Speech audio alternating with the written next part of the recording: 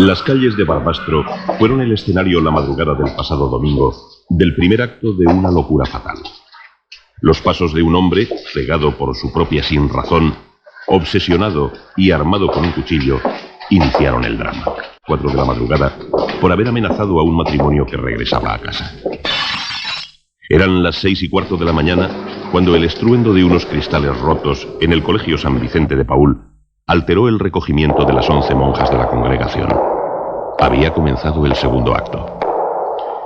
Los pasillos del convento, acostumbrados al siempre hacendoso ir y venir de las hermanas de la caridad, reflejaron el eco de sus pisadas, de una presencia extraña que marcó con dolor y angustia una jornada destinada al descanso. Un hombre de 38 años había entrado en el edificio. Nadie sabrá nunca qué pensaba aquella mente enferma mientras destrozaba las ventanas y las puertas. A pesar de la sorpresa del ataque, las monjas pudieron vislumbrar una sombra amenazante y tuvieron el tiempo escaso de pedir ayuda por teléfono antes de esconderse en sus habitaciones. Todo el país supo un día después que en esta habitación, aquella violenta visita cegó la vida de Sor María, una hermana de 69 años que se ocupaba de la portería del convento. Yo oí a un palmo de ella los gritos, mejor dicho, los lamentos, cada una de las veces que le iba clavando el arma, y como incluso el quererse encoger ante la entrada y el golpe con que caía en el cuerpo de la hermana. Sabiendo lo que le había pasado a Sor María, y la última habitación que entró fue en la mía, entonces sí temí por la vida en aquel momento cuando ya vi cómo se iba acercando a mi habitación. Fue entonces cuando, a pesar del pánico, las hermanas intentaron dialogar con él. Finalmente, Sor María Josefa, haciendo acopio de valor, logró arrebatarle el arma. Estaba con la mirada fija a ver cómo podría quitarle, o sea, hablándole a él a la cara, pero sin embargo con la mano derecha ya, como ya lanzada para un descuido de él, quitárselo. Y así ha sido, un reflejo. Y en aquel momento he dicho, ahora. Y le he sacudido el arma y se la he puesto enfrente de él. Le he dicho, salga usted de la habitación inmediatamente. Mientras iban al colegio, rápidamente intentaron ayudar a las monjas. Un cabo de la policía judicial entró por la misma ventana que había destrozado el homicida. Yo, al verle con el pistola en la mano, saqué la pistola y le dije que se quedara quieto. A lo que él manifestó, mátame, mátame. Entonces me sacudió una patada y me intentó clavar un cristal. Entonces lo torcí en el escalón y me pudo dar en la frente. Entonces, a bajar la escalera yo, sangrando, los guardias que estaban abajo montaron el arma para matarlo. Entonces yo les dije que no dispararan, que era mejor cogerlo sin hacer uso de las armas. El estupor y la indignación de los 15.000 vecinos de Barbastro quedaron patentes el pasado martes cuando se celebró el funeral. La ciudad vivió una jornada de luto decretada por el ayuntamiento y sentida por todos. En la misa de Requiem, el obispo de Barbastro no dudaría en denunciar durante la homilía lo que para él y para muchas gentes de la ciudad es el origen del reciente suceso, la raíz de todo. Para Monseñor Echevarría, Francisco, el autor del crimen, es también la víctima de un fracaso de la sociedad. Yo pienso que ni la cárcel, ni el psiquiátrico, ni la familia son lugares adecuados. El lugar más adecuado sería la familia si la familia fuera capaz de poder vigilarle, poder tratarle, poder estar constantemente con ellos, pero eso es imposible. Entonces las familias se encuentran incapacitadas para hacer un seguimiento y para controlar su vida. Y la solución, yo creo que es encontrar unos espacios intermedios que sirvan que sirvan de residencia para ellos y al mismo tiempo también como sitio de pequeña rehabilitación o reeducación, viviendo en un entorno distinto al entorno de la calle, al entorno de la sociedad, de una sociedad libre. Desde entonces, durante toda la semana, en esta pequeña ciudad no ha habido otro tema de conversación. Tan solo el trasiego de los quehaceres cotidianos ha serenado en la medida de lo posible los ánimos. Pero a duras penas se acepta una realidad que para todos resulta tan inconcebible como un esperpento. El espanto que Expósito no es sino el trágico final de la historia de un individuo conocido por todos en Barbastro. Había pasado 6 años en prisión por el intento de violación a una joven. El pasado mes de marzo violó la tumba y profanó el cadáver de una vecina de la ciudad. Pasó 4 meses en la unidad de enfermos mentales agudos del Hospital Provincial de Huesca, desde el que de nuevo ingresó en prisión. Había salido de la cárcel el 30 de noviembre último. Ya en su día comentamos que debía de ser observado, tratado y controlado en un lugar adecuado, pero que de ninguna manera podía estar en las circunstancias psicológicas que se desenvolvían, de ninguna manera podía estar en la calle. Francisco Expósito acudía de forma irregular al despacho que Cáritas Episcopal tiene en el edificio del Obispado de Barbastro. Algunas veces en el año 88 y en el año 89 a lo mejor en 3 o 4 ocasiones, y ahora en el momento que salió de la prisión vino aquí antes que a ningún otro sitio y volvió a pedir lo mismo: ayuda para encontrar un trabajo o una pensión para no ser gravoso en su familia. Quizá por ello, y porque no tenía dinero, porque no tenía trabajo, porque se sentía solo, Francisco Expósito acudió al comedor social durante todo el mes de diciembre. Los sin techo fueron sus compañeros. Yo olía su mirada, ¿no? Que está viendo a gritos, que está, o sea, que lo veía en el fondo de su mirada, ¿no? Porque los ojos es el espejo del alma, ¿no? Entonces tú miras a una persona y te das cuenta de lo que refleja, ¿no? Y él le pedía a gritos de que necesitaba amparo, cariño, y estaba muy solo. Aquí no se ha portado nunca mal, no se ha metido con nadie y no podemos hablar más de él. No se metió conmigo, oiga, no diga esto. No, se ha metido en la calle, pero aquí dentro no han dicho nunca nada. Francisco Expósito es el tercero de 4 hermanos de una familia asentada en Barbastro desde hace muchos años. Vivía con sus padres, pero desde el Día de Reyes no había vuelto a casa. Deambulaba por las calles despertando el temor de los vecinos, que le consideran un maníaco sexual y que ahora se preguntan por qué nadie le controlaba. Pues para mí que no hay derecho y que debía haber más justicia, que el que mata que lo maten y ya está. El problema es que esté el desequilibrado por la calle. Pues este tío en la cárcel y que no salga ya. Que este señor no salga más a la calle o dibujan en un sitio que no haga ninguna otra desgracia. Porque no hay derecho, porque no ha hecho muchas aquí en Barbastro ya. No ha hecho muchas ya. Se debía cortar ya, pero antes de que lo hicieran, ¿no? Porque estas cosas se ve venir en esta gente.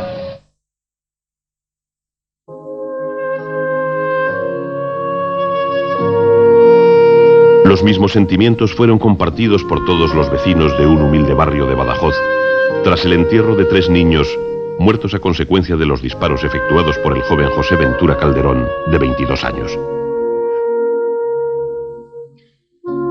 Fue el pasado miércoles 27 de diciembre, 10 días antes del crimen de Barbastro. Aquella tarde, José Ventura buscó una zona tranquila, poco transitada. Desde hacía varios meses, una voz en su interior le decía que tenía que matar niños. Él se resistía, pero finalmente se apoderó de la pistola de su padre y con 50 balas en el bolsillo fue a esta calle. Y vino un hombre con una pistola y empezó a disparar de esa calle para abajo. Y nosotros nos entramos corriendo para casa y el loro que venía detrás nuestra le disparó el hombre. Vino por ahí, pero primero cuando dio en el suelo una chispa salimos todos a correr, menos los 3 se quedaron ahí pasmados. Pero mi primo se iba a entrar y el Manolo, pero no le dio tiempo. El niño pobrecito se quedó en la acera, quietito, los otros salieron corriendo, pero ese pobrecito se quedó en la acera. Y entonces llegó, le puso la pistola mismo en el oído y le arreó el disparo. Y yo pensaba que eran mixtos. Y le iba a decir todo, qué tío este, dónde le ha tirado el mixto a la criatura. Pero vamos, me callé, parece que Dios me puso la mano en la boca. Y el tío me miró y todo, pero él siguió corriendo obsesionado con los niños, detrás de los niños al portal. Y entonces yo con mi niña, agarrada de la mano, y desde que he visto lo que he visto, lo que le salía de la cabecita de sangre, y digo, Dios mío, si lo que los está matando. Entonces he cogido, empujado a mi niña, no me dio de esa puerta, pero estaba cerrada. Eso es una cochera, eso es otra cochera, yo ligera. Y ya empujaba la otra y estaba abierta. María, María, por favor, llame usted a la policía que están matando a los niños en la calle. Pero hija, ¿qué dice? Que están matando a los niños, que están matando a los niños.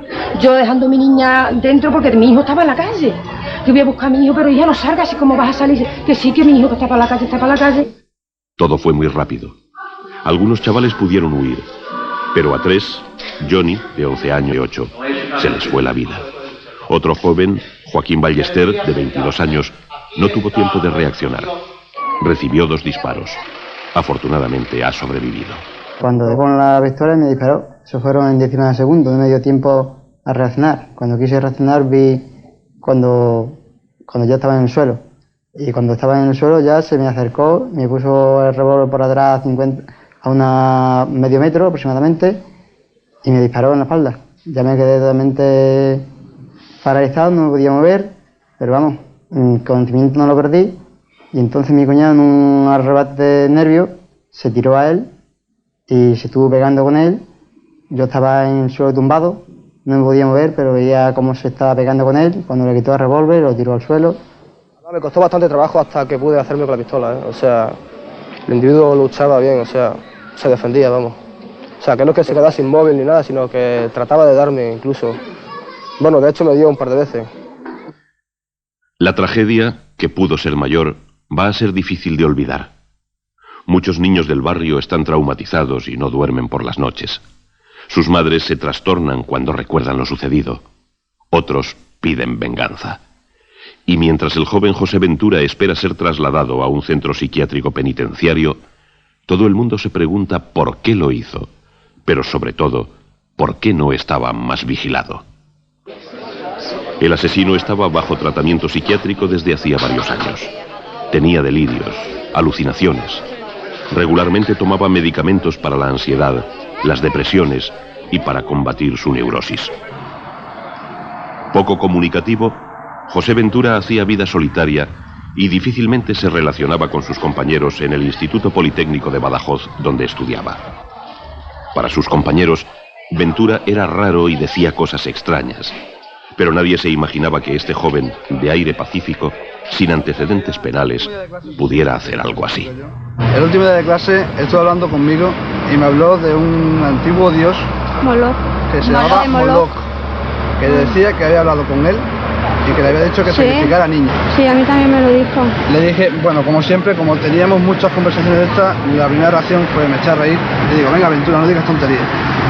Nunca pensábamos que él fuera a hacer lo que hizo. Pensábamos que era de broma, porque siendo como era, no creíamos que pudiera hacer eso nunca. Yo nunca lo imaginé siquiera. A muchos les queda la duda, la angustia de pensar que quizás todo se podía haber evitado.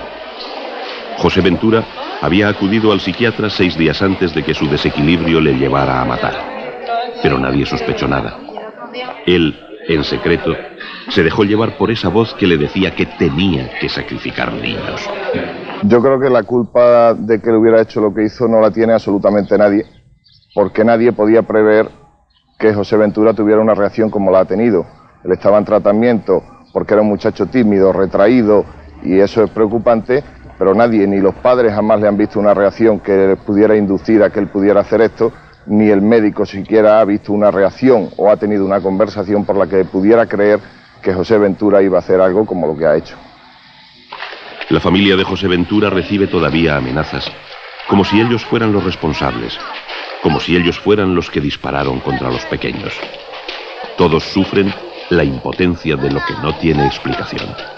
Se trata de una persona que estaba diagnosticada, bajo mi punto de vista, adecuadamente diagnosticada y adecuadamente tratada, y que en un momento dado de la evolución de su enfermedad se ha producido un brote agudo que ha provocado una total escisión en la estructura de su personalidad, como es característico de esta enfermedad, y como consecuencia de ello ha cometido un determinado hecho. Si esto se podía haber evitado teniendo a esta persona internada.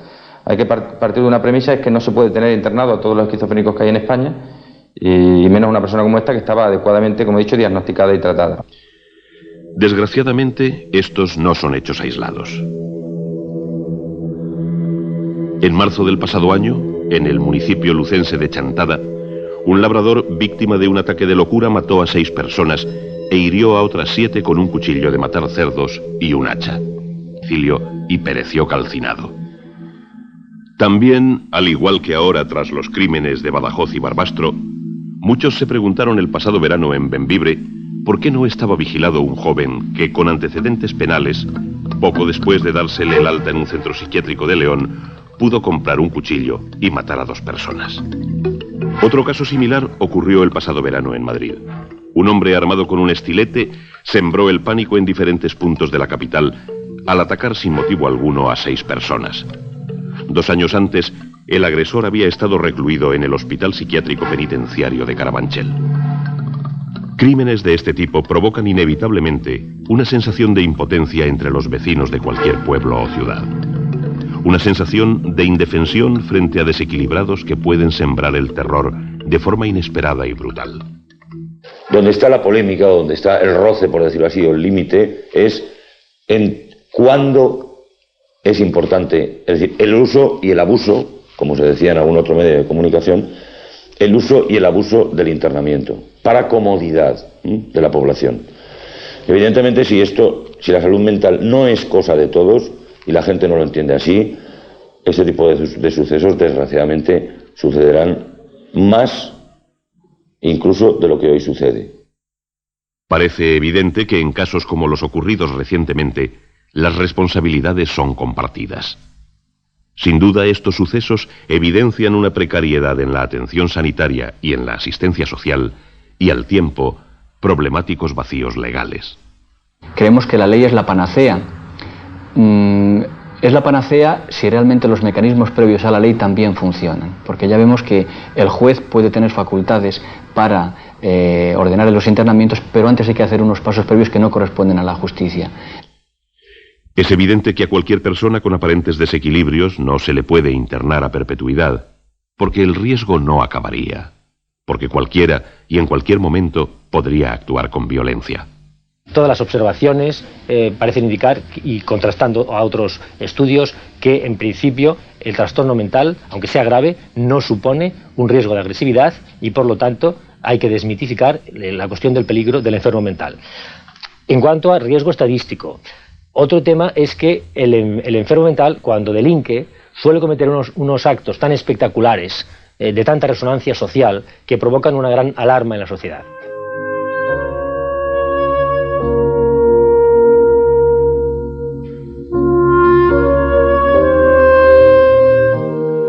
Pues yo el recuerdo todavía lo tengo patente. Pienso que con el paso de los días y del tiempo pues se irá olvidando, ¿no? Pero habrá ciertos momentos críticos de aquellos que no se me olvidarán nunca. Aquí sí, siempre me lo pusieron aquí. Se ve que los demás no querían hablarle con él y dirán, pues mira, esta mujer vieja, pues la vamos a poner aquí.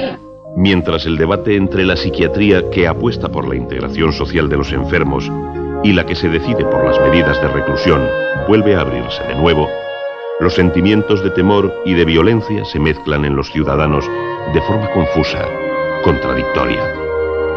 Mientras, los autores del horror ignoran todo cuanto ocurre fuera de sus mentes.